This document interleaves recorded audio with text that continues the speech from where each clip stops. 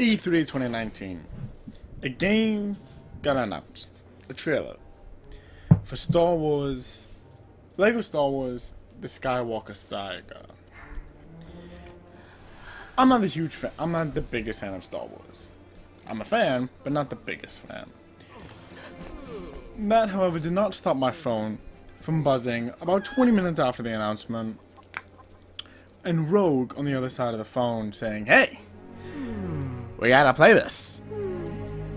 And me agreeing, yeah, probably, you know, it's a good game. Looks like it's gonna be massive. It looks like it's gonna drive me absolutely up the wall when it does come out. So, you know, there's that. And I'm just not excited about that whole part of it all. And that's a real disaster, you know, because I played those games. I played the complete saga when it came out. It was one of the things that got me like attached to Lego in the first place. And it was a wild time. So now the fact that there's going to be a Skywalker saga is just even more insane. That's what I should propose that us playing this game and me agreeing, because I can't say no to save my life. I decided that the best thing to do would be like, hey, why don't we record one now and see if we still got the charm? See if we're still able to put together some entertaining content. And in less than 4 days' time, we had recorded the entire Lego Pirates of the Caribbean series. Given a couple days off after that, I decided, you know what, fuck it, I'm just gonna go platinum this game. After all, this isn't the first Lego game we've talked about in this show, and won't be the last. With the last one that we did, declaring open war, an open season on Lego games as a whole, it was only a matter of time before we came back to this one. Now, I will say that Pirates of the Caribbean has a special place in my heart. While it's not my favorite fandom world anymore now, I think that with the last couple of movies, they kind of lost their way, and therefore lost that standing with me. It didn't change the fact that back in middle school and high school, I was able to quote this in the first 3 movies, line for line, perfectly. I absolutely loved the series, the Pirates series, and I absolutely love Lego games. So this game felt like a natural way to come back to Recording with Rogue and come back to the Lego series, Lego name, Lego property, video games as a whole. So, with us back in the works, how'd it go? Well, Lego Pirates of the Caribbean is one of the earliest Pirates of the Caribbean games, which, thankfully, means a couple of things. It means that the hub worlds haven't gone insane yet. It means that everything is kind of done in moderation, and nothing is too to the point where it kind of hurts. Every level has a bunch of collectibles. I just pause for the course. As I push pause here, you can see that each level has 18 collectibles.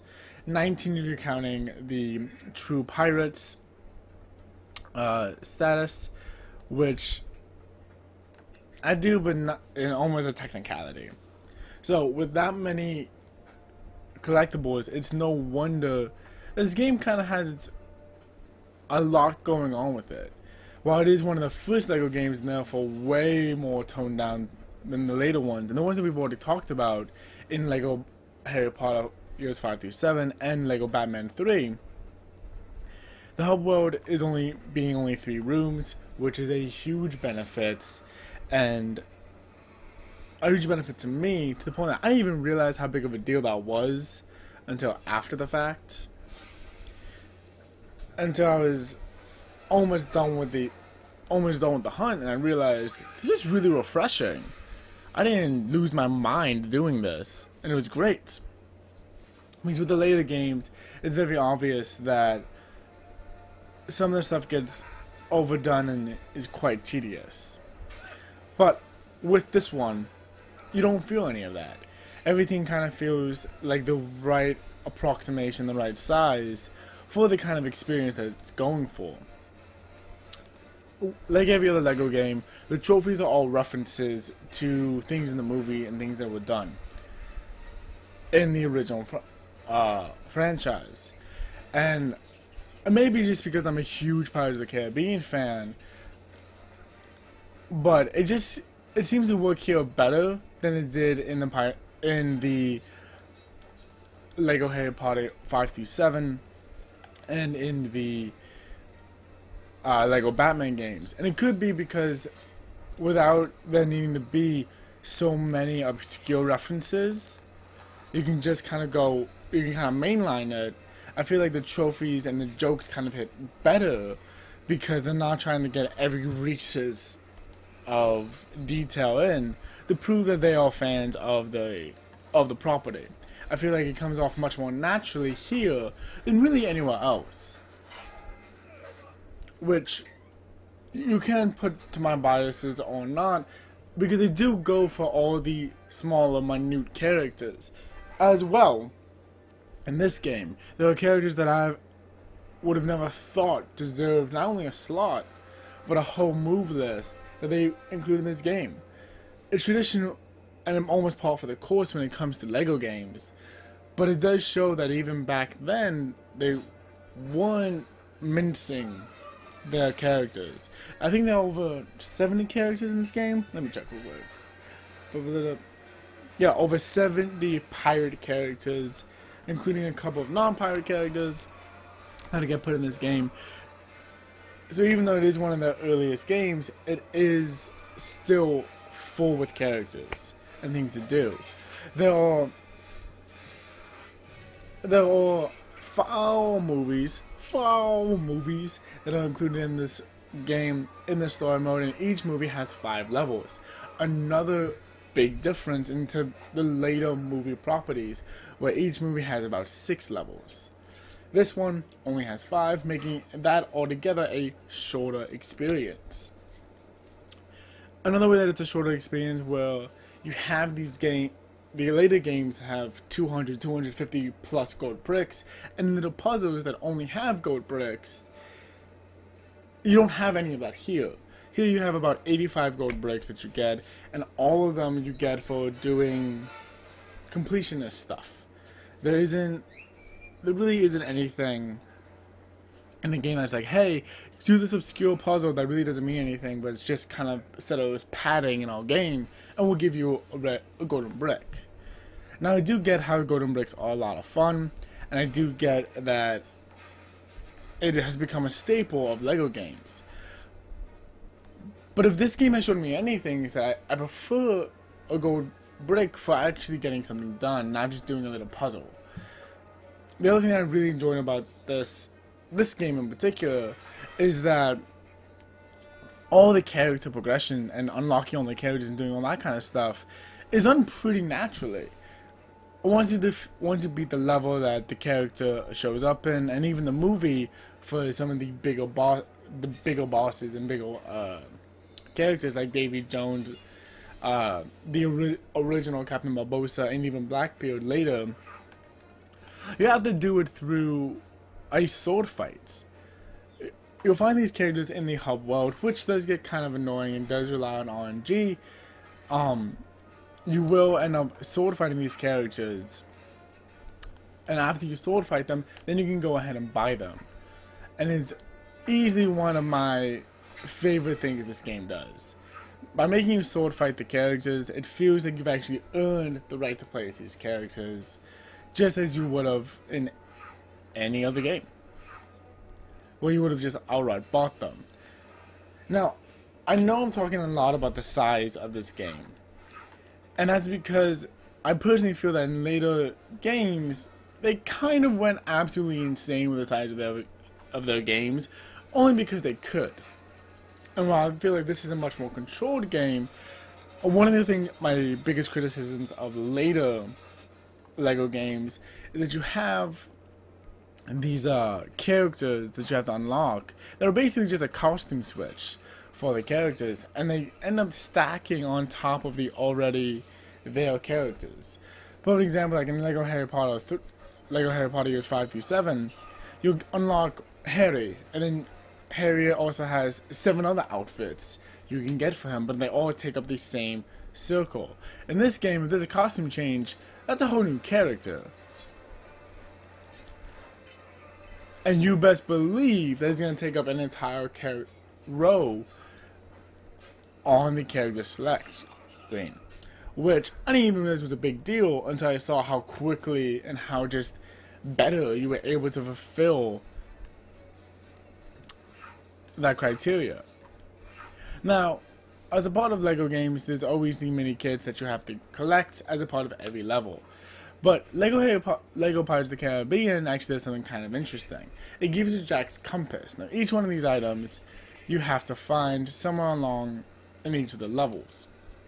What you do is you're going to hold circle, you're going to go ahead and follow either the swirling tornado of obviousness, which typically happens for a story item that you have to find, or the arrows that just kind of show up on screen. Now, I do recommend, if you're going to do this, doing this in free play, because there are certain things that you just can't get with standard Jack. My favorite Jack was actually the cursed Jack that you get at the end of this level, at the end of this movie, rather, because he can walk on the water. And with some of the stuff, you actually do need to walk on the water to get it. Specifically, there's a crab in this level that you can only get if you have a character who can go on the water, walk on the water, and throw a bomb or have explosions, which I believe is only one character in the entire game that can do that. And it's a very specific character that you won't be able to unlock until the end of the movie, of Curse of the Black Pearl, the first movie. But it's things like that that make me enjoy the game even more. LEGO's always been known for letting you and requiring you to go back and play earlier games, earlier chapters, but with this one it feels better, and it feels less like padding and more like just genuine gameplay mechanics. And things that actually make sense in the world they've created. But that's not to say that there aren't a bunch of little trophies that you can get throughout the game that really have nothing to do with completionist stuff at all, and I enjoy those trophies just as well. Some of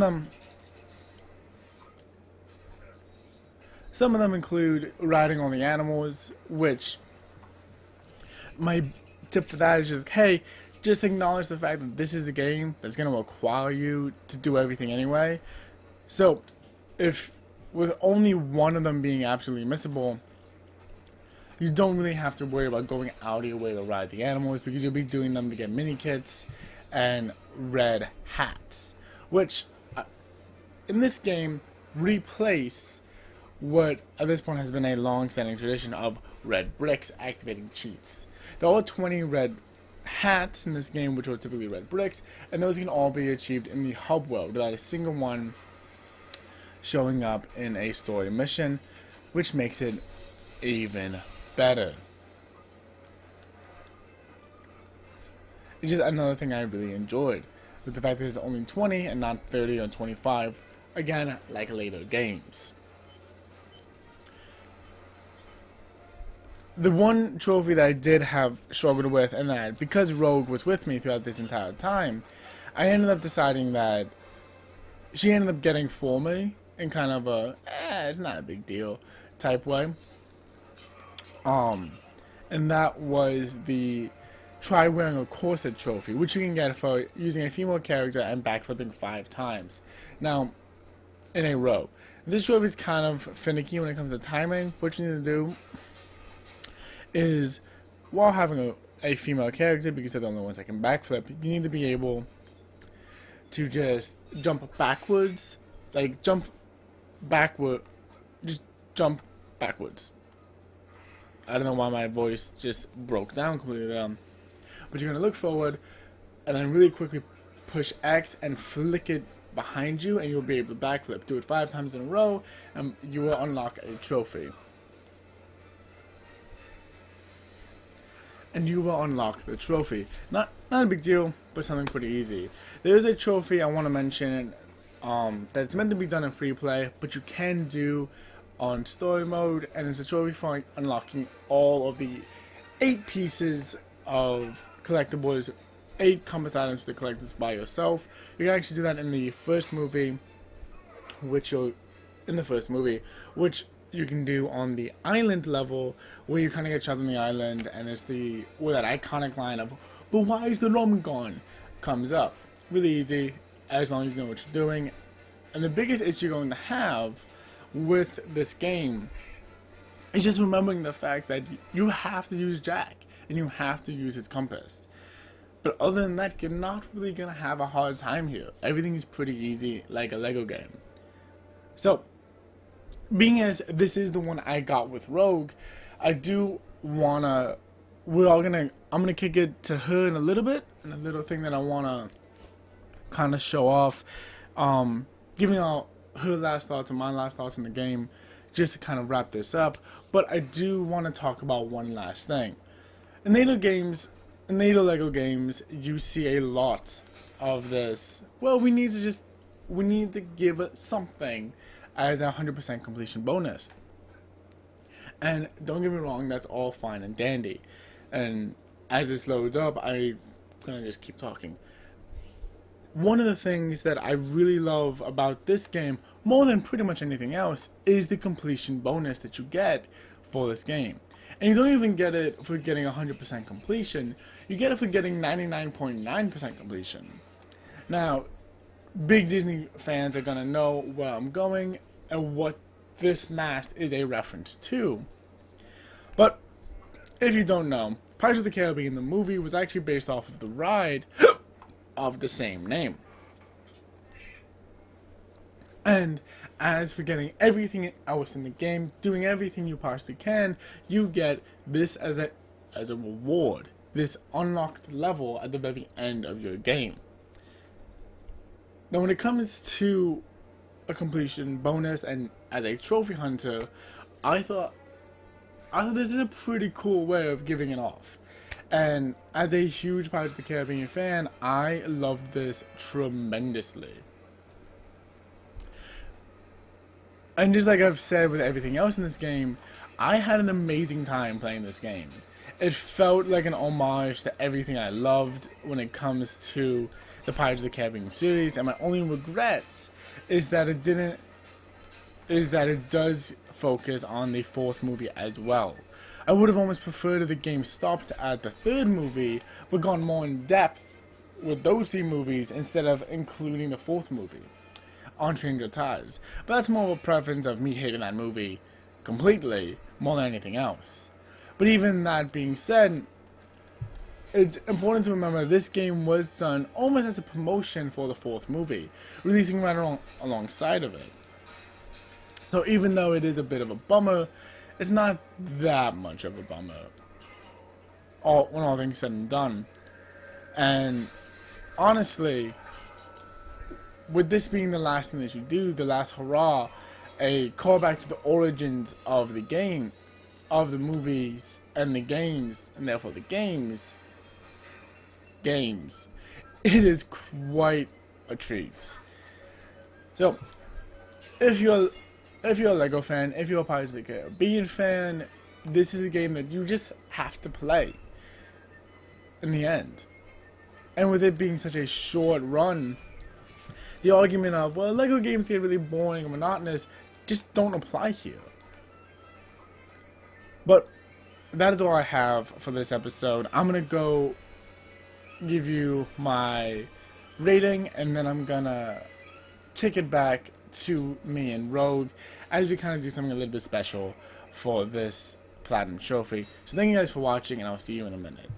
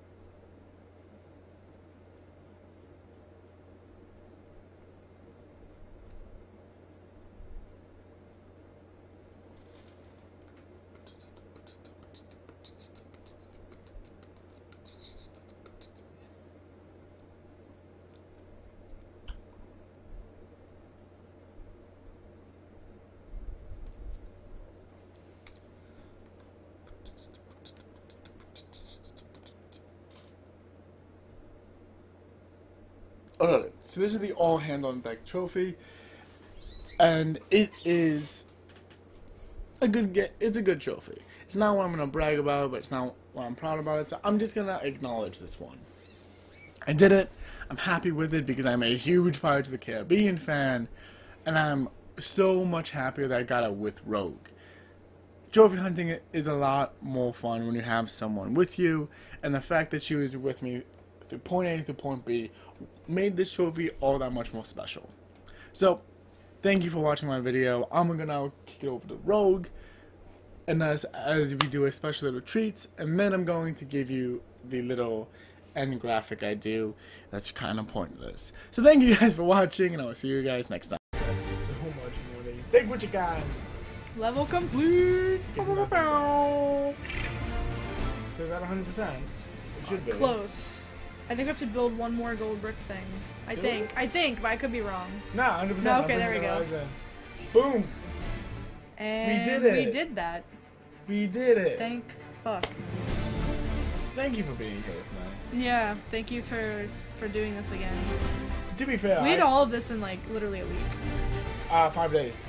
Yeah. Technically.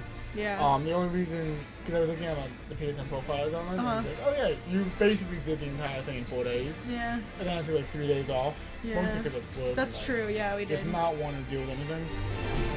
But yeah. Yeah. That's pretty much that. That's fun. It was. That's why I suggested this one. Because it's like the last of the great Lego games. People would argue it. Like, they would 1,000% be like, I'm sorry, I like having 500 characters that half of them I don't know the names Well, of. then they can just die, so. I'm not putting that in this video. No, it's just like, I respect the story and the fun aspect of silly things. But having it, like... But having it in one sitting, like, Gotcha. and compact, and not like, okay, go to this different planet to get to this level that you can't get to yet. See, the thing that I love the most about this game is that the HUD world is 3 rooms. Yeah, it's lovely. Like, I love that. Yeah. I didn't realize how much I would love that until just being like, okay, cool. Mhm. Yeah, that was a good part of this one that I liked a lot too, because some worlds, I'm just like stressed out. Like, Lego Batman 3 had like 7 different HUD worlds, yeah. Then had planets, and it was like... You know, people can debate all they want. This is a very fast gameplay because of that. Yes. There's only 85 gold bricks compared to like the 250 that all of, like, honestly, like past Harry Potter 5 through 7, it's been that way. I think part of the issue that I have with Lego games now, at least, is they have like challenges and puzzles that in this game you're getting something for it. Like, you're getting a mini kit, you're getting a compass thing, you're getting something for it. And then you're just getting gold bricks, which, don't get me wrong, always take a gold brick. But that just feels like padding at that point. Yeah. And the fact that this game doesn't do that as much, I didn't realize how much I appreciated that. Yeah. Until I wasn't having to slave over gold bricks for no reason. Which is why I'm like, I love this game for so many reasons. That's why.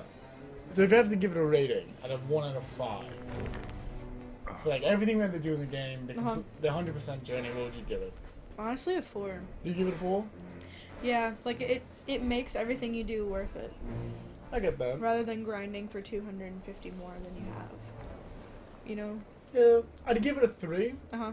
Only because, like, it got really monotonous at times. Yeah, yeah. Like, don't get me wrong, I'm thankful that the compass things was so easy. Yeah. But at the same time, I'm like, just give it to me. Yeah. Like, stop this whatever and just give it to me. Right, yeah. Alright. Thanks for watching. If there's another game you want me to platinum hunt down, let me know. I'll definitely look into it. Don't be mean. Don't be mean on a Lego game, please. And I'll see you next time.